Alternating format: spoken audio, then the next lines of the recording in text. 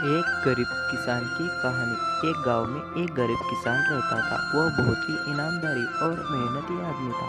वह अपने छोटे से खेत में काम करता था और बहुत ही खुश रहता था। पूरे गांव में किसान की ईमानदारी के बहुत ही चर्चा थे।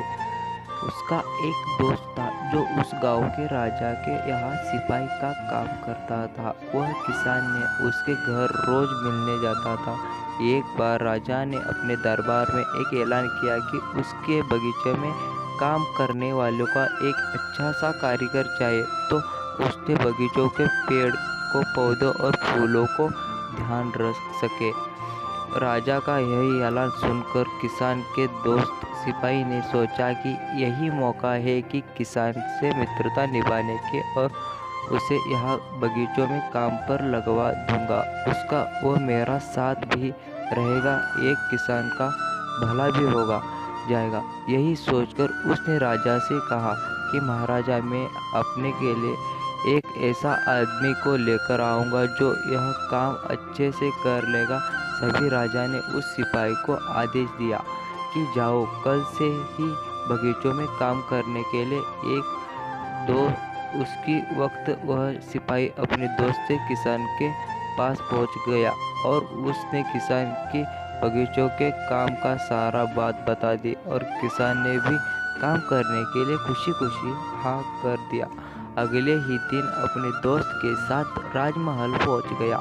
सिपाही उसे राजा के सामने लेकर गया और राजा ने उस किसान को, पूरी ईमानदारी के साथ काम करोगे तो तुम्हें 50 सोने के मुद्राएं हर महीने दूंगा।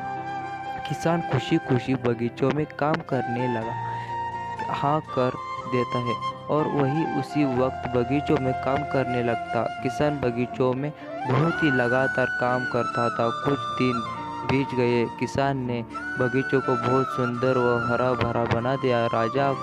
राजा को उसका काम बहुत पसंद आया। एक दिन किसान बगीचों में कुछ खुदाई कर रहा था तो उसने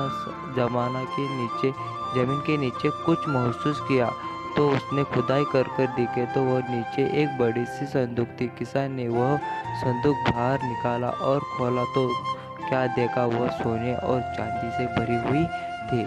यह देखकर किसान बहुत ही खुश हुआ और अपनी ईमानदारी दिखाते हुए राजा के पास पहुंचा। राजा किसान की ईमानदारी देखकर बहुत खुश हुआ और उसके साथ वह गया जहाँ किसान ने खजाना निकाला था। राजा ने देखा तो कहा, यह खजाना तो हमारे पुरखों का है। हम कई वर्षों से इस खोज रहे थे। खजाना देखकर राजा बहुत ही खुश हुआ। अगले दिन किसान को पूछता है, तुम्हें क्या इनाम चाहिए? किसान बोलता है, मालिक मुझे कुछ नहीं चाहिए, मेरे पास जो भी है मैं उसी में खुश हूँ। राजा उसकी इतनी अच्छी बात सुनकर और खुश हुआ और राजा ने उसने सोचा कि अभी उस गरीब किसान को मंत्री बनाने को, तो उस गरीब को मंत्री